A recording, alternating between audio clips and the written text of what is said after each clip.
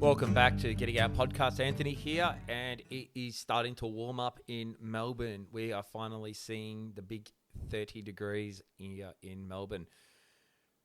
It's a blessing in disguise. It's been a bit of a funny spring. Some cold days, some warm days, but regardless, it's only about 2 weeks until the High Country Open. So I'm really looking forward to that weekend opening. And people also getting ready to go to the High Country again. A few listeners would be itching for those tracks to get open. Hopefully they're in good condition. Hopefully they've had some money spent on it to grade, repair, give it a bit of time to it to, rejuvenate over from the previous season. We haven't had that much rain, so it should be okay. But in terms of getting ready, there's a lot of people who will be modifying the setups, wanting a new setup, changing their setups. Same thing as modifying and guessing. But on Marketplace, there is a lot of people selling their old equipment for new equipment. For example, I've sold a few things and I've bought a few things to change it up. I've got a different style of camping I'll get into soon. And yeah, well, let's just admit, Gumtree's dead. No one looks at Gumtree. I went on Gumtree just to look up a few things, and there's nothing there anymore practically since Marketplace has taken over. Marketplace is probably the best way to go if you're looking at second-hand equipment, and obviously all the camp shops and stuff if you want to buy new. I went to the show. There wasn't that many specials, and all the specials and the majors are all pretty much special all the time anyway. You just got to sign up to their adventure clubs and all that, and you get the same, their discounted price when it's basically the same price as everywhere you buy it. But the topic I had today was Facebook Marketplace. I had top 5 hacks to ensure that the transaction of something you're purchasing or something you're selling is going to go smoothly and the way you want it, and more in particularly, safe. I guess I've had some interesting transactions in the past, and some you see the profile pic and you sort of say, no, it's taken, or no, thank you, or just block them just in case. You just don't know. And sometimes there's been the rare opportunity I've been tempted to be scammed, but yeah, good luck with that one. So I thought I'd share some of the tips I had on Facebook Marketplace today. So this is a solo episode. I know I had Dan on before, and there were some great reviews on that one. I appreciate everyone's feedback, and particularly Dan coming to spend his time with me, and we're looking forward to going on a trip together. So appreciate your time, Dan, and appreciate the feedback I had from our listeners. There was a few questions from it in terms of when are we going camping together, which will be soon. Will we compare a setup between a swag and an Oz tent? That's something we are going to work on. That's something I actually brought up before someone asking. So I'm really looking forward to seeing what we do with that, because I'm actually curious. I've got both now, an Oz 10 RV5 I found on Marketplace, story behind that one, and I've got a ARB swag, which I've had for a while, which I bought on Marketplace and sold my old one for, because I just wanted to. It just popped up pretty cheap and took opportunity of it and didn't actually lose any money from my previous swag. So, yeah. And also, I haven't got the trailer anymore. I sold that as well. So, what happened is I always had the trailer for camping with the kids. We had a massive Oz tent, jet tent, sold it. And we had the toilet. We had all our stuff. And over the years, when they got older, we didn't need a double-sized tent. We only needed a smaller tent. And it's funny, it's the same tent I used when I first went camping with them at 2 years old. Actually, that we went camping with them when they were 1. That's a story for another day. But solo camping to an Oz 10 RV4, my mate lent it to me. I've been wanting one of those tents for ages. And one popped up on Marketplace extremely cheap, and I took it. I bought it and I brought it home and I sold my jet tent. The funniest thing was showing the kids, because I go, hey, I've sold their tent, and then I showed them the new tent and they were ecstatic. But the main thing is this tent can go on the roof of my Prado, on my roof rack. And the camping we've been doing, we haven't had to bring a toilet anymore, because when we go camping together, we most likely have a toilet on site. So eliminating the toilet, eliminating the bulkiest tent in the world and going with the skinnier tent that fits on the roof.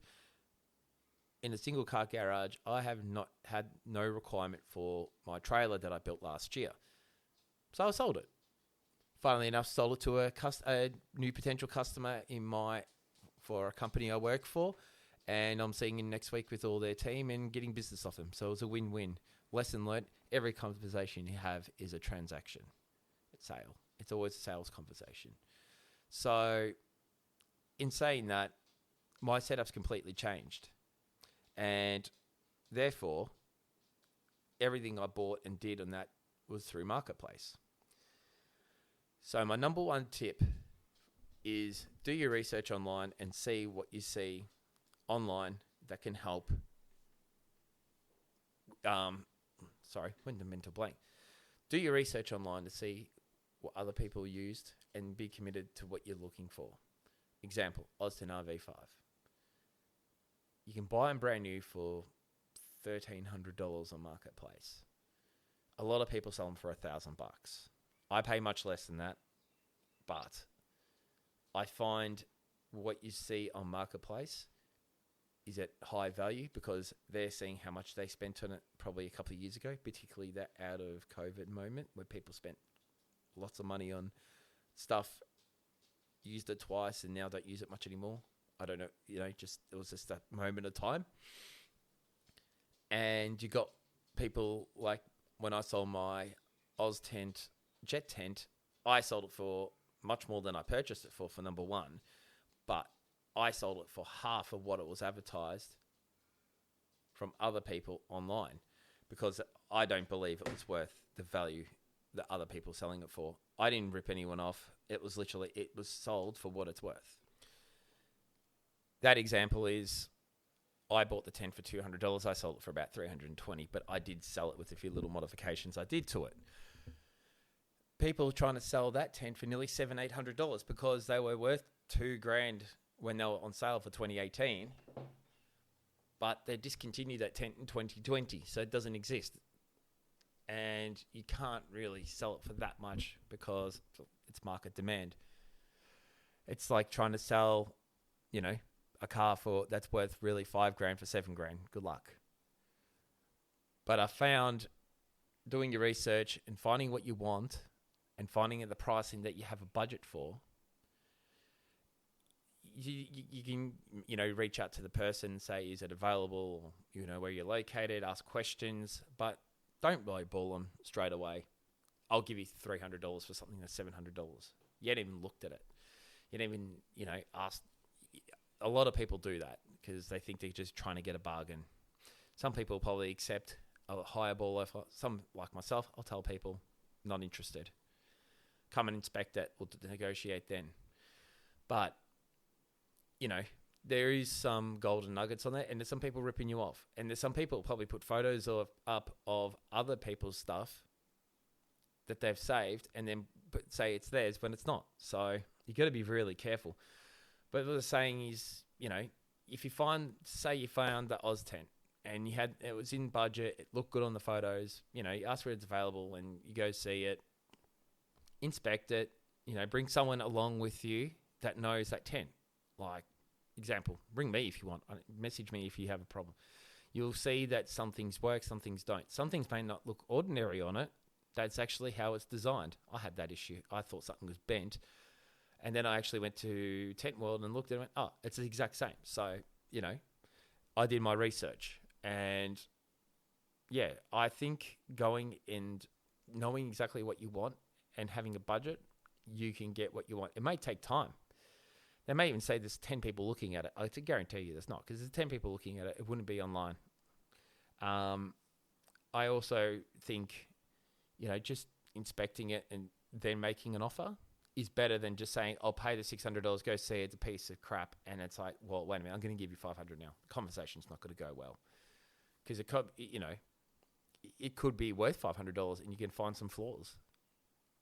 But if you don't say anything, go and inspect it and say, hey, listen, I'll give you $500 because I noticed that there's a hole in the PVC floor, needs repairing, and, I might have to do this and do that to get it into a working order. The guy's going to go, well, no, or maybe, or if you do what I do, have some cash in your hand and say you got the cash in your hand, they'll take the cash.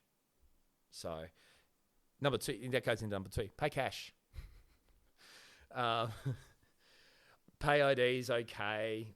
PayPal, who PayPals things like that? But I find cash, or even a bit of cash, pay ID. Say you have a couple $100 in cash, you pay a couple $100 in ID, pay ID. I don't see the issue in that, but I find cash is king, and you can bargain. You can, you can walk up with say $100 in your pocket cash and walk out with the item plus $100 in cash, depending on the item, depending on the condition. Well, you may, I find cash is easier to negotiate with because it's in your hand. You can sort it out. I negotiated the trailer. I negotiated a little bit. He wanted more, but he still gave me the cash. He was probably still prepared to pay the full amount. But I find paying cash is easier. You get to negotiate better, and they also don't have your personal details in a sense as well, which is a nice thing as well, depending on how you look at those things. I personally don't want everyone to have my details, but that's what you do when you go on Marketplace. They've got your name, you've got your number, sometimes your address. Paying cash is a great negotiating skill. I mean, a negotiator, them just pay ID, because yes, it goes into their account, but when they've got the cash in the hand, it's just a bit easier to negotiate, get something cheaper. Even if they've got something extra to sell, say their tent had some extra poles they had in the garage, they can say, hey, listen, I'll pay you $800 for the tent. And you say, I'll pay $700. They go, well, I got all these poles and stuff for it. I'll clear it in for $800 or $750. It's done. Here's your cash. That's gone by. And it's no waiting, no nothing. The cash is in your hand. It's done. So that's my tip. Number 3, if you don't like people going to your house, or you don't want to go to someone's house, find a location that works for both for you. If, say, you have to set up a tent, go to a reserve or a footy oval down the road. Don't have to meet at your house. I'd probably give them the address to 1 or 2 people to my house, but I live in a unit block. I'll give the number of the actual block of units rather than X/X. I find, especially if you've got kids, especially you've got a partner that doesn't want anyone at the house, and particularly yourself, if you don't want anyone at the house, don't have them over. Don't have strangers over your house if you don't want to. And if you do, have someone home, or if you're going to meet at a reserve, you're going to meet at the shops, or like car parks at Safeway and stuff. It's probably a good thing, especially if you want to see CCTV. You never know. It's Melbourne, but just use your discretion. You just be a bit smart about it. If I was going to set up a tent in the reserve, I'd bring a mate with me. I could set up a tent. I set up a tent in the front of my house because it was a husband and wife, and they looked pretty good on their profile pics, like just normal people, and I set up and it's fine. But there's times, I think there's one time where I just said, mate, I'll meet you down the road, but I can give him my address. And, I even screenshot the conversation and deleted the whole conversation, blocked him, just because after that, I just didn't feel right. You're going to make those decisions. You're going to make those mistakes. I never bring kids with me I never have kids around in that instance as well, because you just don't know. There's too many special people out there these days. So, yeah, if you're going to sell anything, you're not comfortable, have people at your house knowing your address, go to a reserve, go somewhere with some CCTV, go down the road to the local milk bar. If it's a small, say, something that fits in the boot of your car, just say, I'll meet you at this milk bar. Hey, how are you? Shake hands. See you later. Cash, bye. It's simple. No one has to go to your house if you don't want them to. It's your private area. I don't do it all the time. I've actually stopped doing it, to be honest. Just rather not have people in a house and know that. And if you do have people in your house, close your garage, close your car, so they don't look on that what you got in your house to come back or tell their mates what you've got. So, yeah, maybe not even meet at your house. That's probably the call from that. But that's your call. I'm only giving you advice. Just something to think about, because, your partner might say, hey, listen, I don't want someone coming to the house to buy that. Can you go down the road or sort something out? And if those guys don't want to do that, you know what? Fine. don't sell at all.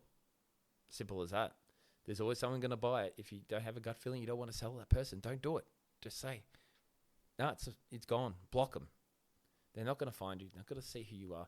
Especially if your profile's on private. Make sure your profile is on private. I wish I can lock mine like a lot of people do. But at least if your profile's on private and they can't access all your photos and stuff, that's a good thing. So, it's a weird and wonderful world out there. So just try and protect yourself, protect your family, and try your best. Number 4. I was thinking about this one. I always say keep the conversation polite, especially if you say pick up, suburb, cash only. And they say, what suburb is in it? And can I please pay ID? It's up to you when I'm cash or pay ID. I just say, I don't go read the line, idiot, and cash. I just say, items in Chelsea and prefer cash, please.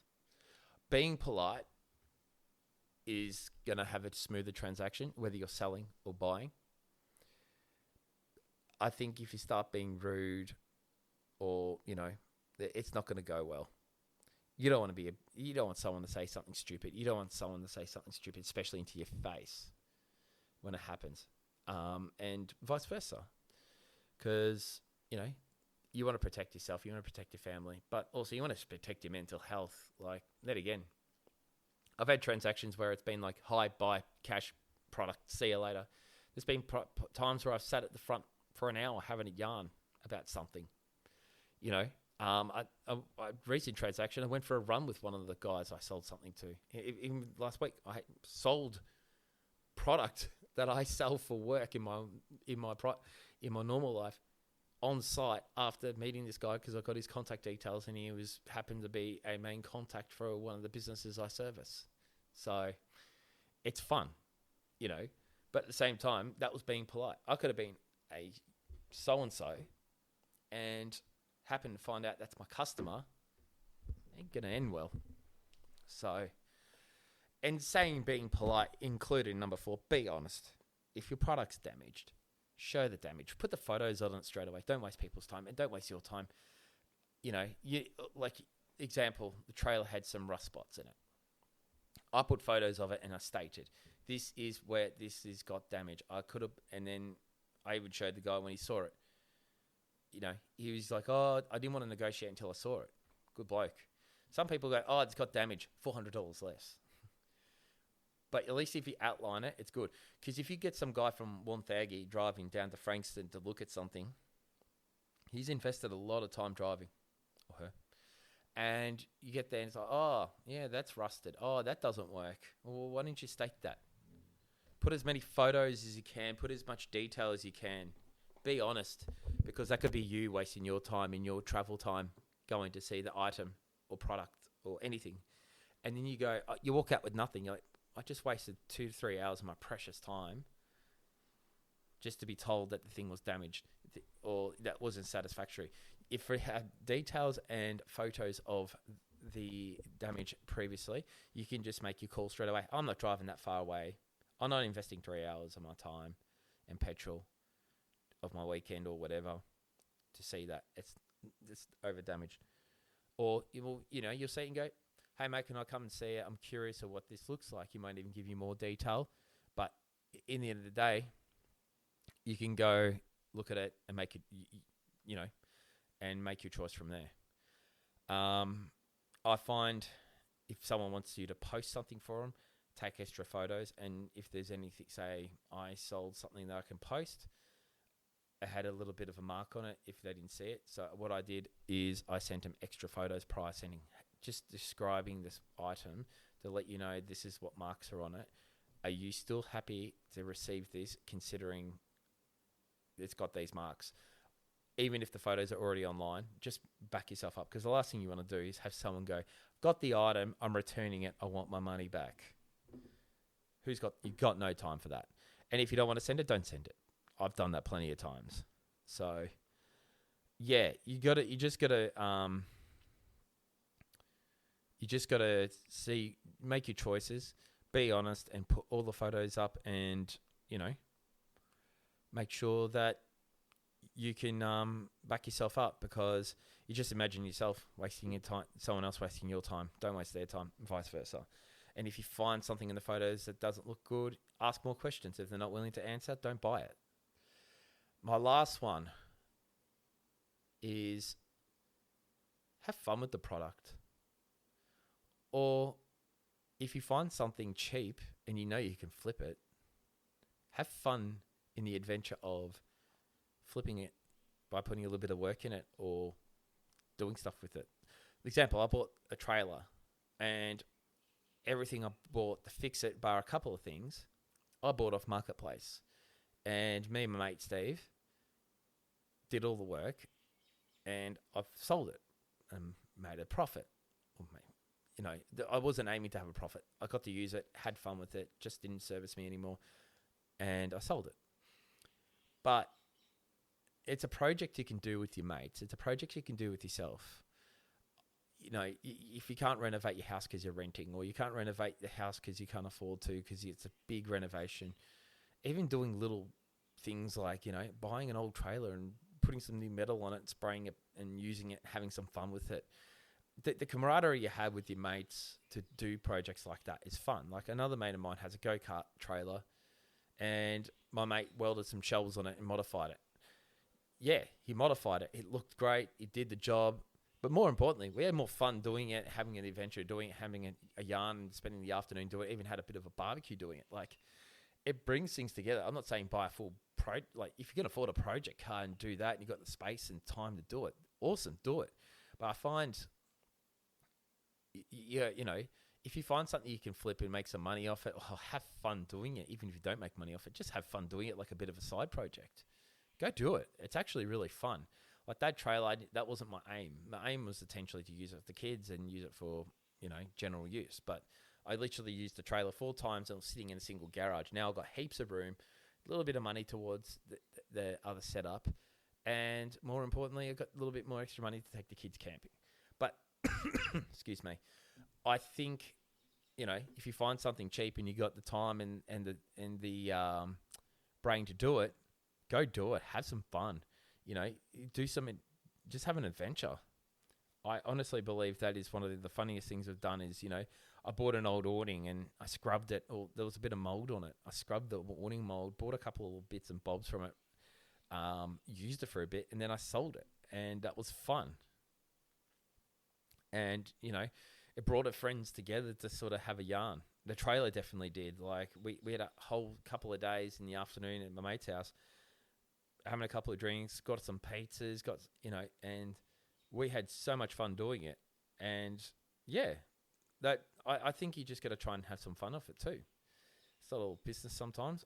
Yeah, give it a shot. What's your marketplace story? What's your favorite bargain you got? What's your biggest failure you had? What's the funniest people you've met? I'll be interested to hear that what your stories are. Love that you guys to send it in. Best story will get a sticker. And a prize pack of that would be, Naz gave me a T-shirt and patches and some stickers and stubby holes and stuff. I'll give the best answer. I'll send you out his prize pack he gave to me. So I'm not asking for likes and shares. I just want to hear your stories. I'm giving you a little incentive to do it. If you have a really, really funny one, I'd love to contact you if you're in the Melbourne area and get you on the show and have a discussion about it, because I've got some as well. But that's for another day. But love to hear stories. You can send an email to info@gettingout.com.au, or even at my Instagram, which is gettingoutpod at the end. Yeah, send them in. I appreciate it. And I know it's been another break from the pod, but life's busy. I'd rather go on and say something with some content rather than just filling up time. So I do appreciate your patience and appreciate your time. We've got a lot of listeners now, which is really cool. It's been going nearly 2 years or so, solid for 1.5 years. So yeah, I'm looking forward to some trips going away. I'm going to show my new setup. When it's set up, they'll be mid-November. I'm taking the kids away, and there might be a few other little trips here and there as well. So looking forward to showing what I've done, what I've changed, what the differences are. Even probably film it and do it properly. So watch this space. There's a bit more content coming. Want to finally use the fire pit that TSE Concepts sent me. I'm going to be using that soon as well. So interested to see how to do that. I actually want to buy a cast iron pan. So I want to buy a particular cast iron pan for 4Qs. It's about $80. So I'm actually going to sell some stuff I have sitting around that I haven't used for years in my camp setup and buy that. So that's what I mean. Instead of just keep investing, sell some stuff to buy new stuff. You know, it's sort of like you're not really spending that much extra money. So watch this space. Looking forward to sharing that with you guys as well with a bit of cooking. And yeah, keep liking the episode. Subscribe, follow on Spotify, follow on iTunes, the podcast app, because it allows me to get more listeners and allows me to put more content up and reinvest. Because yeah, I'm not getting paid by anyone to do this. I'm not asking for sponsorship, but yeah, you reach out. Look forward to speaking to you more. Look forward to the further episodes, and look forward to seeing the gates open in the high country so we can enjoy this beautiful country. For now, have a great day. Thanks for your time. Cheers.